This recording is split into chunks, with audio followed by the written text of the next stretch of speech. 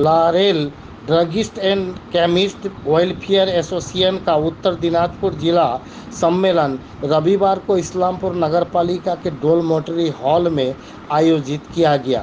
इसके अलावा इस्लामपुर उप जिला अस्पताल के ब्लड बैंक में रक्त की कमी को पूरा करने के लिए रक्तदान शिविर का आयोजन किया गया। वहां कई पत्रकारों और दवा विक्रेताओं ने रक्तदान किया।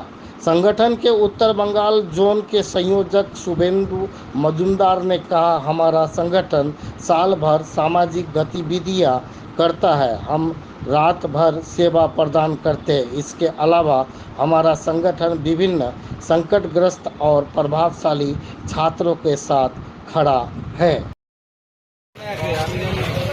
কনভেনশন রয়েছে উত্তরবঙ্গের সদস্যরা যারা আমাদের লোরেল কেমিস্ট ড্রাগিস্ট অ্যাসোসিয়েশনের, তাদের নিয়ে আমরা আজকে কনভেনশন করেছি। সঙ্গে রক্তদান শিবির রয়েছে।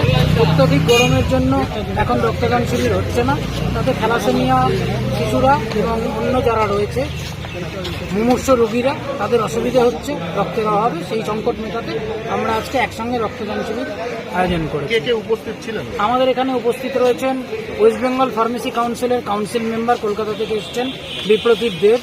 আমাদের এখানে রয়েছেন শ্রদ্ধেয় চেয়ারম্যান আমাদের তথা জেলা প্রেসিডেন্ট কানাইলাল আগরওয়াল মহাশয়, আমাদের রাজ্য সম্পাদক গোবিন্দ দে মহাশয়, আমাদের মানব ব্যানার্জি, ডক্টর মানব ব্যানার্জি, মালদা জেলার আমাদের লোরেল কেমিস্ট ড্রাগিস্ট ওয়েলফেয়ার অ্যাসোসিয়েশনের উনি দায়িত্বপ্রাপ্ত রয়েছেন, এমডি ইউনুস উনি এসছেন মালদা থেকে।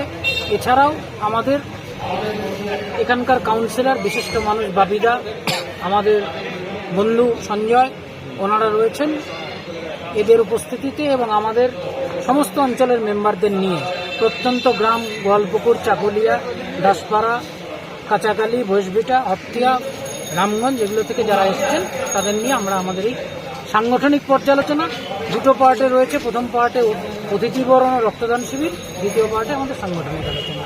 দাদা, একটা রকমের জাল ওষুধকে নিয়ে বিভিন্ন রকম মানে অভিযোগ উঠে থাকে। তা আমি সেগুলো প্রশ্নে যাচ্ছি না, কেন জাল ওষুধ প্রমাণ সাপেক্ষ ব্যাপার থাকে।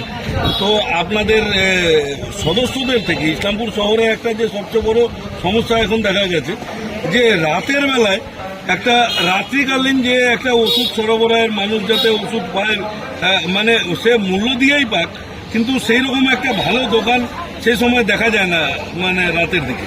এই ব্যাপারে কি আপনাদের আলোচনার কিছু বিষয় রয়েছে? এই ব্যাপারে এটা একটা জ্বলন্ত সমস্যা আপনি তুলে ধরলেন। এই ব্যাপারে আজকেও আমরা আলোচনা করব। মেম্বারদের অনুরোধও করেছি যে রোস্টার অনুযায়ী রাত্রিকালীন পরিষেবা যাদের দেওয়ার তারা অবশ্যই দেবেন। আমাদের হসপিটাল বেডে খুব সীমিত সংখ্যক সদস্য রয়েছেন, তারা কিন্তু রাত্রিকালীন পরিষেবা দেন। এবার বিগত দিনে দেখা গেছে যে অন্য অ্যাসোসিয়েশনের সদস্যর রোস্টার অনুযায়ী যেদিন দোকান খোলা উনি খোলেননি বা ওনারা খোলেননি, তার জন্য কিন্তু আমাকে মাঝরাত্রে ফোন পেয়ে হসপিটালে ছুটে যেতে হয়েছে। অপ্রিয় কিছু কথা মানুষের শুনতে হয়েছে।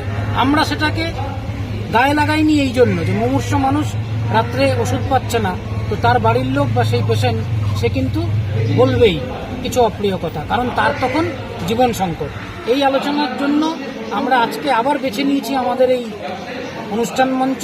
আমরা আবার একবার মেম্বারদের অনুরোধ করব যে ইসলামপুর মিউনিসিপ্যালিটি, এসডিও স্যার এবং সুপার স্যার মিলে যে রোস্টার তৈরি করেন সেই রোস্টারটা মেনে চলা হোক। এটা রয়েছে প্রথম পর্ব।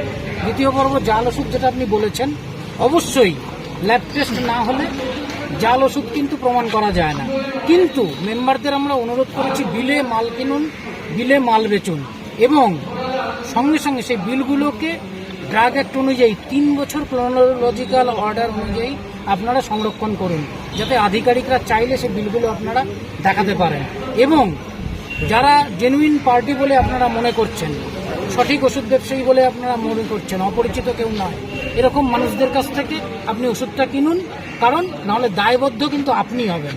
ড্রাগ অ্যাক্টে যে অ্যামেন্ডমেন্ট হয়ে গেছে তাতে যার পজিশন থেকে ওষুধ পাওয়া যাবে উনি কিন্তু ফুললি লায়াবল হবেন। তখন কিন্তু আপনি কার কাছ থেকে পারচেস করেছেন তার যদি ট্রেস না থাকে তাহলে আপনি কনসিকুয়েন্স ফেস করবেন।